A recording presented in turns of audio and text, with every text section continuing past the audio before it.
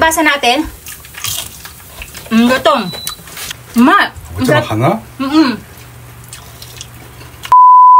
Oh, hayo mga ka-sweet life, for today's video tayo ay magte-tempura galing sa ating farm, yung ating mga gulay syempre. At dahil nga marami nagre-request sa atin na tikman daw natin yung bulaklak ng kalabasa at nakakain din daw pala yung talbos ng kalabasa. At dahil malakas kayo, eto na itatry ng lola nyo. Pero syempre ang unahin natin ay mag-harvest tayo ng mga pipino dahil naglalakihan na sila at nababad na nga sa ulan kaya mabilis silang lumaki. At ang sinunod naman natin ay yung talbos ng kalabasa at saktong-sakto nga dahil napakadami na namang lumalabas ng mga bagong sanga ng kalabasa natin. At eto nga yung unang harvest ng ating kalabasa dahil nag dark orange na siya ay na-excite ang lola nyo, pinitas agad. Ang bigat. Ay, grabe. Ang bigat ng kalabasa natin guys. Siguro mga 2 kilo to. Ito yung masasabi kong kalabasa na punong-puno ng laman sa loob. Kasi yung ibang kalabasa ko last year ay manipis lang yung laman niya. At hindi siya masyadong nagkalaman kaya magagaang yun. Ito super bigat guys.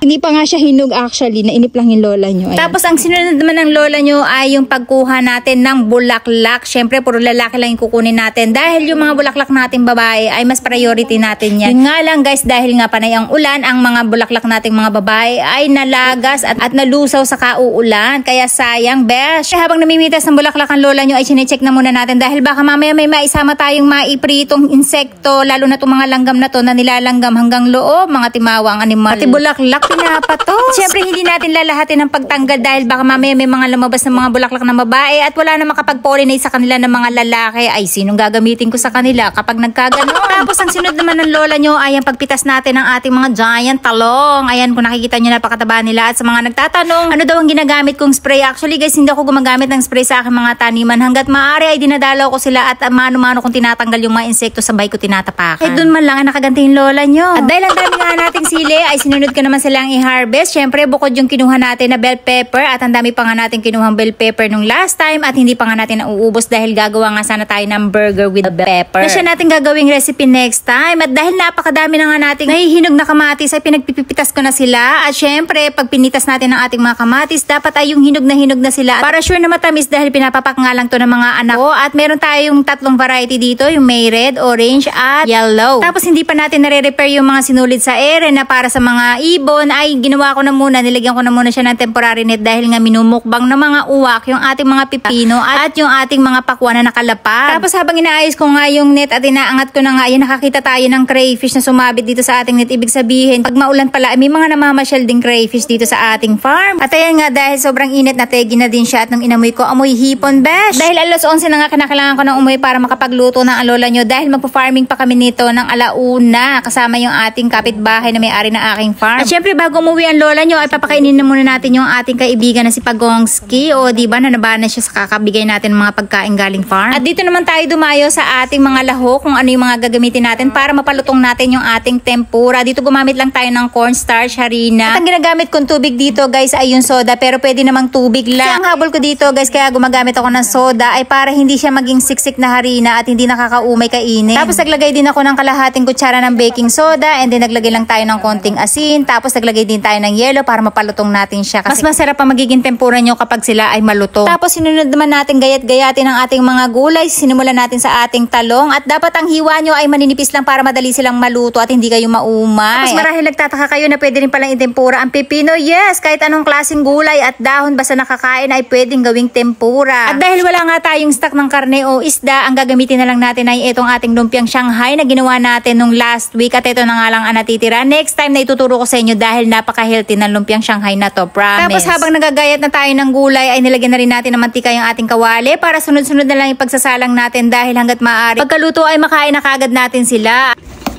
Okay. Jajang! Ang ganda ng ating kalabasa.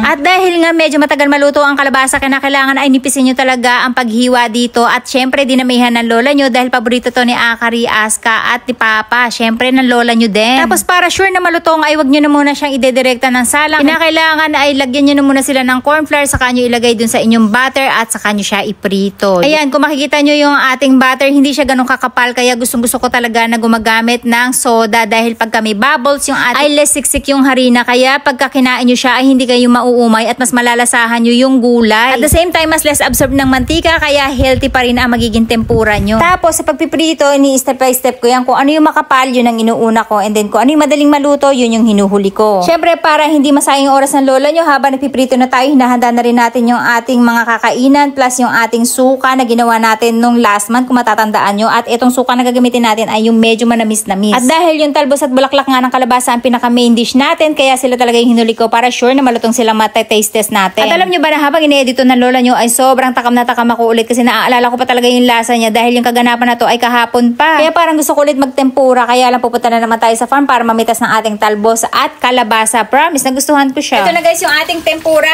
at iti-taste test na natin. Ito yung ating sausawan. May nakasalang pa kasi tayong lumpiang Shanghai.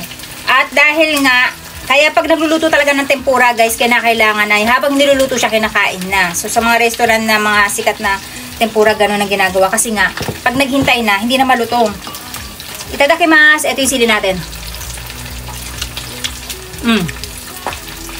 Sarap. Sarap yung suka natin guys. Sobrang anghang. Iti-taste test talaga natin itong bulaklak ng kalabasa. Kasi hindi ko pa talaga ito natikman guys. Itadakimasu. Balasa niya. Nasunog yung lumpia natin guys. Lutong. Hindi ko malasahan yung lasa ng kalabasa. Tapos mo sabit mo ito. Kabutsyan no. Ma! Ang sarap ng pinakailalim niya guys. Sarap? So kung nasarap daw. Yung pinakailalim niya guys, ang sarap. Medyo may konting pait pero ang sarap. Tapos ang susunod natin ay yung dahon ng kalabasa. Kore mo kabutsyan no. Wakay hapa. Patikim natin kay Papa. Tingnan nyo, pagka bagong luto guys, malutong. Pag nahanginan na, syempre, hindi na malutong. Oishii. 揚げたてだからかね、すごく美味しいよ。 Ano ba lasa niya? Masarap kasi sausawan natin eh, kaya hindi ko malasahan yung lasa ng talbos. Kung na kita bitimite, tunay ito. Umayo ne. うまいね、少しビターな感じだね。 Para siyang kabutsya muna, Jiaji. Ito muna eh. Lasa rin siyang kalabasa guys. Sarap. Mama nyo umay ito na. Pati siya nasasarapan sa sausawan natin kasi sila napakasimple yung sausawan nila. Tapos ito yung kabutsya natin o yung natin, pumpkin natin na ginawa doon. Super sarap niya guys. Pero hindi siya pa matamis. Kasi hindi pa nga siya hinog. Ang lasa niya para siyang maligat. Sticky dahil na yun. Nalagkit siya guys na masarap siyang gawing pumpkin cake. Ang sarap. Parang kahit walang gohang, walang kanin, mabubusog ka. Ang sarap. So ayan guys, magla-lunch na tayo. At doon natin sa tape itutuloy.